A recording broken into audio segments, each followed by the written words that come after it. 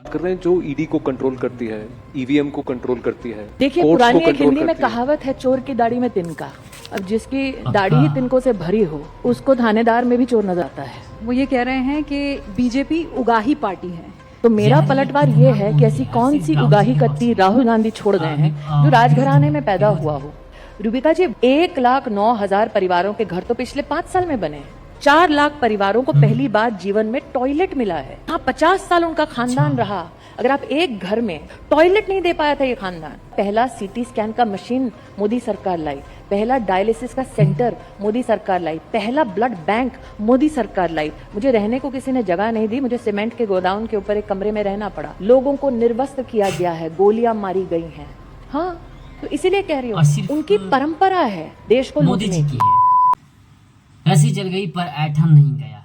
ये चीज किसी पे फिर बैठता है तो वो है स्मृति ईरानी जी। उनका कहना था कि हम अमेठी से गांधी परिवार से तो नहीं हारने वाले, लेकिन अमेठी का रिजल्ट जो जब आया तो सारे लोग हंसने पड़े। यानी हर किसी के लब पे हंसी थी।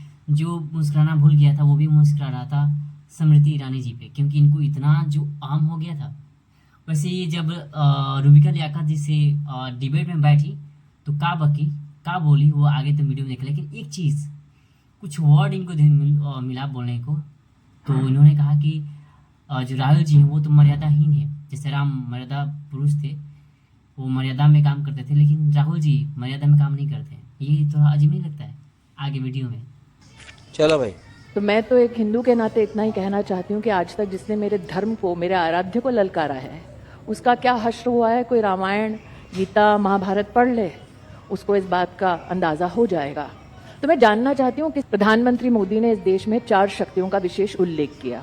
एक नारी शक्ति, दूसरा युवा शक्ति, तीसरा कृषि की शक्ति, और चौथा वो गरीब जो अब उत्थान की ओर बढ़ रहा है। ये वो शक्ति की बात कर रहे हैं जो ईडी को कंट्रोल करती है, ईवीएम को कंट्रोल करती है। देखिए, पुरानी एक हिंदी में कहावत है, चोर की दाढ़ी में तिनका। अब जिसकी दाढ़ी ही तिनकों से भरी हो, उसको थानेदार में भी चोर नजर आता है। चलो, नाइस मैडम, नाइस। लेकिन जिसने ये जो आपका जिसने चौकीदार शब्द के इस्तेमाल के लिए सुप्रीम कोर्ट में माफी मांग ली हो, उसको ये फॉल्स ब्रावाडो शोभा नहीं देता। वो इलेक्टोरल बॉन्ड्स का जिक्र कर रहे हैं। वो ये कह रहे हैं कि बीजेपी उगाही पार्टी है। सीबीआई अमित शाह जी ने एक स्पष्ट रूप से रूबिका जी कहा है सार्वजनिक मंच पर, उनकी पार्टी को इलेक्टोरल बॉन्ड्स के माध्यम से ट्रांसपेरेंटली बैंकिंग सिस्टम के माध्यम से 6,000 करोड़ का बॉन्ड मिला। लेकिन जिनकी ताकत 200 की भी नहीं है, स्पष्ट रूप से उनको 14,000 करोड़ रुपया मिला। तो मेरा पलटवार ये है कि ऐसी कौन सी उगाही कत्ती राहुल गांधी छोड़ गए हैं कि उनके पास 14,000 करोड़ रुपया है। लेकिन वो ये कहते हैं कि वोटर तो हमें वोट करता है, लेकिन राजा की जान ईवीएम में है। देखिए, फिर से राहुल गांधी, यार राहुल गांधी कितना बोलते जो राजघराने में पैदा हुआ हो, जिसने उपहास उड़ाया हो एक ऐसे व्यक्ति का जो एक जमाने में चाय वाला हुआ करता था। ये तो राजनीति की कैसी माया है कि अब उसको वो चाय वाला राजा दिखता है। आप क्रोनोलॉजी समझ लीजिए।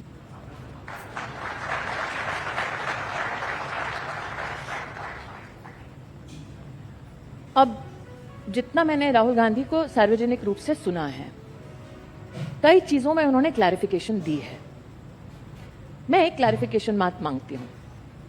इलेक्शन कमीशन ऑफ इंडिया ने बार बार घोषणा की सार्वजनिक की, आइए टेस्ट कीजिए। क्या एक बार राहुल गांधी गए? बड़ा आसान है तोहमत लगाना, लेकिन आप किस पे तोहमत लगा रहे हैं? लोकतंत्र पर। आप लोगों की चॉइस पर तोहमत लगा रहे हैं, इलेक्शन कमीशन पर तोहमत लगा रहे हैं, और आपको लगता है पूरा ब्रह्मांड, पूरी कायनात इस जद्दोजहद में लगी है कि मोदी को प्रधानमंत्री बना दो। जद्दोजहद ये वोटर की है, क्योंकि वोटर ने 10 वर्ष की अवधि में मोदी को हर वचन की पूर्ति करते हुए देखा है। जहां पर 50 साल गांधी खानदान का राज रहा, 15 साल राहुल गांधी सतत वहां पर सत्ता में बने रहे। रूबिका जी, वहां पर 1,09,000 परिवारों के घर तो पिछले 5 साल में बने हैं। 4 लाख परिवारों को पहली बार जीवन में टॉयलेट मिला है। जहां 50 साल उनका खानदान रहा, अगर आप एक घर में मात्र 4 लोग गिन ले, 16 लाख लोगों के पास 25 लाख की आबादी में तो टॉयलेट नहीं दे पाया था ये खानदान, और ये ईवीएम पे शक कर रहे हैं। जनता को आप मूर्ख समझना बंद कर दीजिए। स्मृति जी, आपने कहा कि मरते दम तक, ये आपका अगर बयान सही है, मैं वहां गांधी परिवार को अमेठी में जीतने नहीं दूंगी।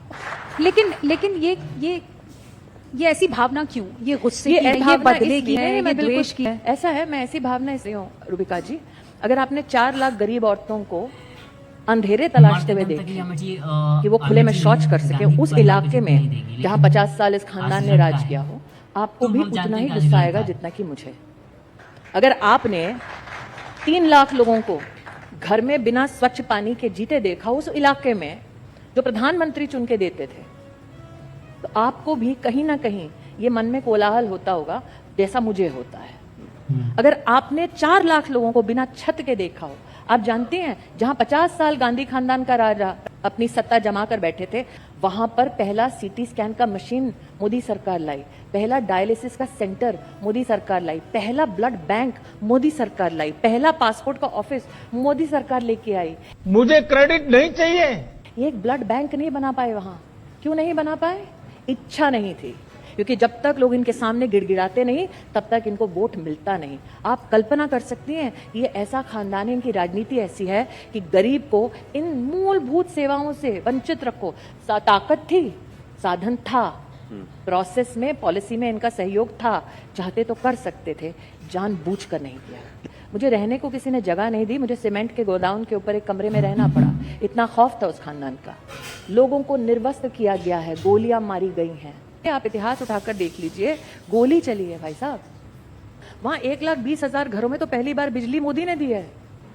वहां 60% घरों में कभी बिजली नहीं थी।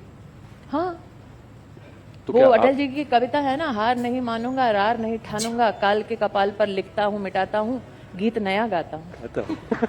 तो आपको ये खलानी थोड़ा सा मैं पूछना चाहता हूँ कि मुझे ही क्यों भेजा गया अमेठी? बिल्कुल नहीं, मुझे तो ये अच्छा लगा कि उस खानदान को धूल चटाने के लिए पूरी पार्टी में मेरा ही नाम मिला था। अच्छा, लेकिन मुझे आप किसी चीज का मलाल नहीं आ रही थी। चाहिए। हाँ। जब कांग्रेस की अध्यक्षता में इस देश में, अगर आप विशेष रूप से उनकी परफॉर्मेंस देखें, ये खामियाजा किसने भुगता? देश ने भुगता। तो इसीलिए कह रही हूँ, उनकी परंपरा किसी बात है का मलाल नहीं। देश को लूटने की। ये और जो बात 10 साल की मोदी जी के मलाल। रहे हैं, वो सिर्फ पॉलिटिक्स ऑफ परफॉर्मेंस के लिए नहीं रहे हैं, पॉलिटिक्स ऑफ रेवलेशन भी रहे हैं। स्मृति जी, ये जो कॉन्फिडेंस आपका है, देखिए, मैं राहुल गांधी जैसी कोई बुद्धिजीवी हूँ। मैं आपको इतना ही अश्योर कर सकती हूँ कि जो मोदी ने कहा है वो पत्थर की लकीर है। तो थोड़ा सा हम 5 शब्द आपको बताएंगे, रैपिड फायर है। जैसा है कि व्हाटएवर हमें कम्स नहीं टू पता माइंड। था एक दिन। तो हम वो तो आपके आपके सामने लिए- शब्द रखेंगे, आपके मन में जो पहला विचार आएगा वो आप 1 या 2 शब्दों में या 1 लाइन में खत्म करेंगे। तो हम जी। शुरू करते हैं। हाँ, पहले ओके। शक्ति, दुर्गा, देश, राहुल, नाम तो सुना होगा।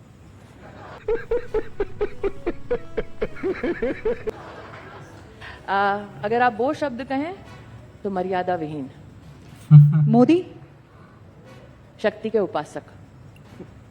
इतना छोटा पहले कभी नहीं हुआ होगा। तो लगता है स्मृति जी ने मोदी नाम का कोई घोल मिलता है उसे खोल के पी लिया है, इसलिए तो राहुल जी के खिलाफ इतने बोलती हैं और मोदी जी की तारीफ इतने करती हैं कि यार कान भी दुखने लगता है। अब तुम इसी वीडियो के ले लो, मोदी जी शक्ति के उपासक हैं, जो शक्ति के लिए उपासना करते हैं, और राहुल जी मर्यादाहीन है। बाकी की बातें तो यहीं पे ख़त्म हो जाती है कि ये जो है बोलते हैं कि अमेठी में बोलती थी कि अमेठी में मुझे कोई गांधी परिवार हरा नहीं सकता, लेकिन आज रिजल्ट का है हम सब जानते हैं। और नाम लेते ही हंसी आती है कि यार इनका ईगो कितना बड़ा था, लेकिन ईगो नहीं बड़ा होना चाहिए, काम बड़ा होना चाहिए। ये लोग बताएगा उनको कि स्मृति जी आप ईगो से नहीं जीतेंगी, आप काम से जीतेंगी। आपको क्या लगता है?